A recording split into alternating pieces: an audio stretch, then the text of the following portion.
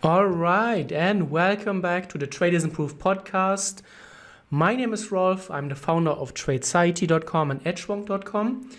And in this podcast, I try to answer trading questions that traders send me or just discuss trading related topics. And I've been quiet for a few weeks on the podcast. First of all, apologize. But we have just completed our move to Thailand. We bought a house here. And with all the construction going on and back and forth, I just wasn't in the headspace to crank out podcasts. But hopefully now that everything is settled, I will be back to regular schedule. And today I was asked by a listener, and I've come across this question many times. And the question is, well, I'm a losing trader, and can I just not do the opposite of what I have been doing? And it should work out since most of my trades are losing trades, and if I would just buy instead of sell or sell instead of when I would buy, then I should be able to turn a profit. And I think many traders will have very similar thoughts, and I think this is not very uncommon to think that way. And I came across a very interesting study by FXCM, and I will link it in the video or in the podcast description rather. And there are a few very, very interesting things that FXCM pointed out based on, and FXCM, by the way, is a broker. And I'm not affiliated with them, but they analyzed their own trading data or the trading data from their traders. And they showed here is one sentence: our data shows Euro USD trades closed out at a profit 61% of the time.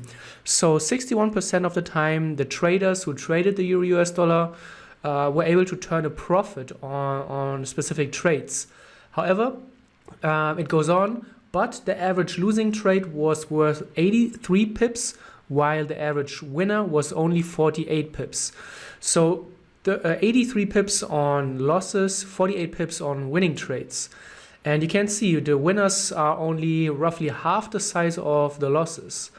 70%, the FXCM actually states traders lost 70% more on their losing trades than they won on winning trades.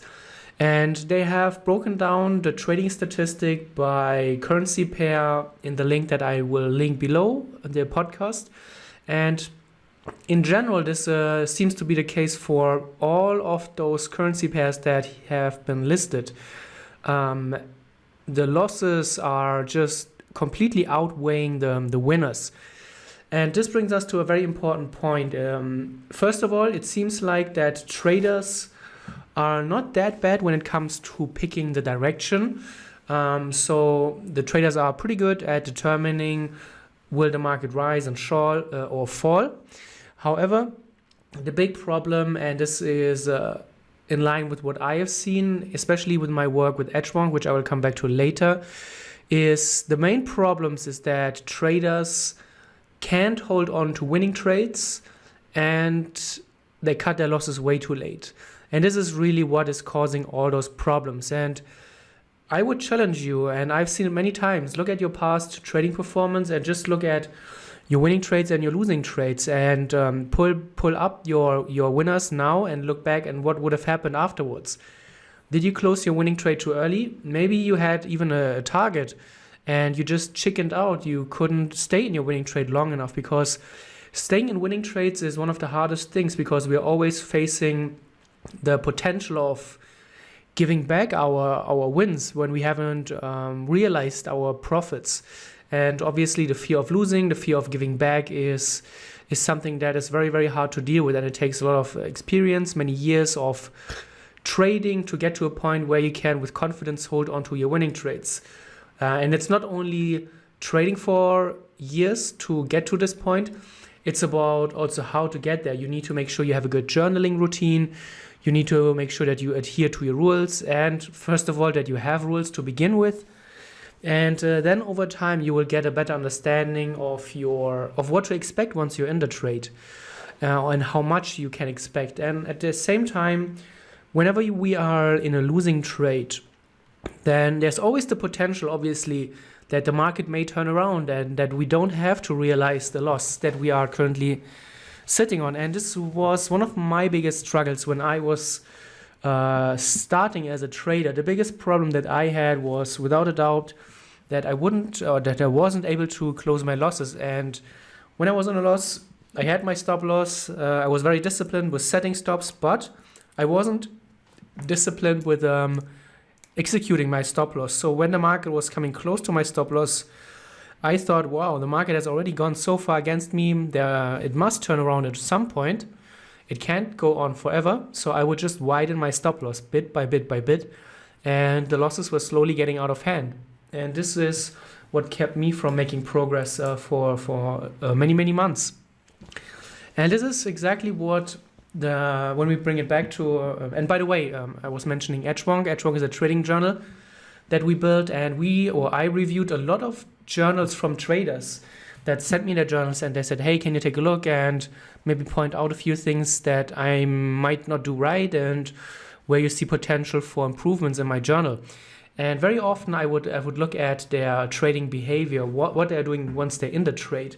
And it was very apparent that they were just not good at sticking to their trading plan. They had a reward to risk ratio maybe of 2 to 1, maybe 3 to 1, but they would constantly close their winning trades halfway or even sooner. And this is what kept many traders from making progress or becoming successful.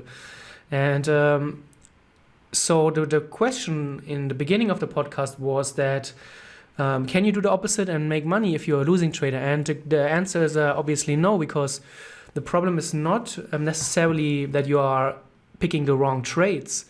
The problem is that you are just not able to ride your winning trades and that you are not good at cutting losing trades. So just changing the direction or doing the opposite thing is not going to fix that, because you will immediately run into those issues again.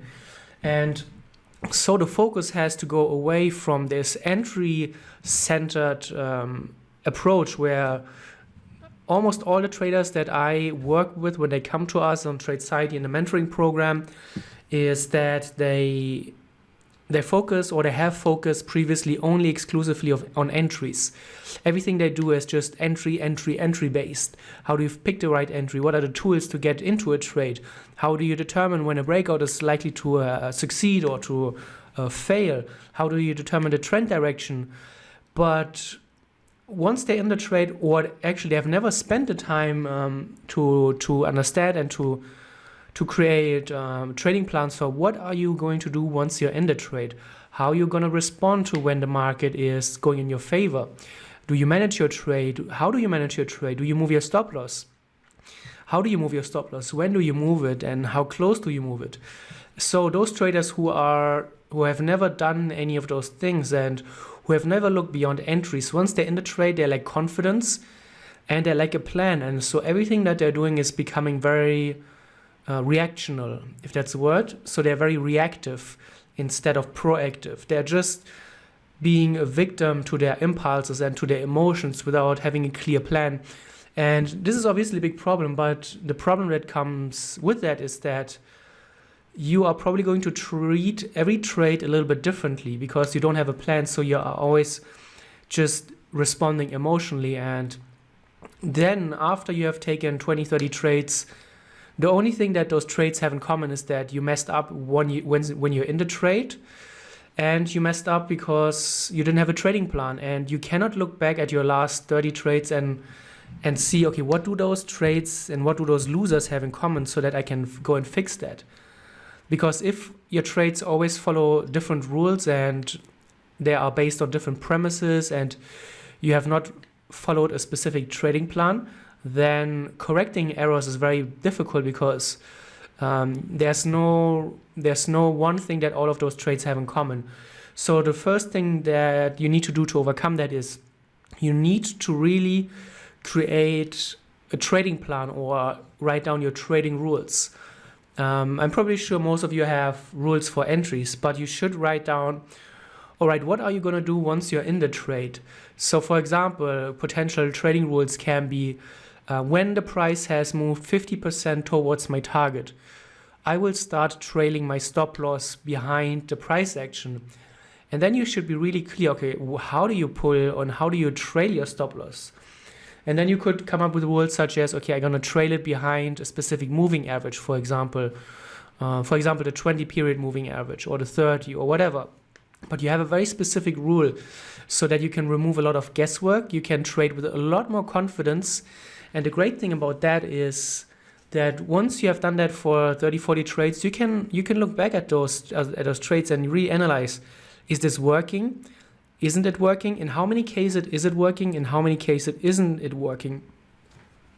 And what do those trades where it's working, what do they have in common? And what do those trades where it doesn't work, what do they have in common?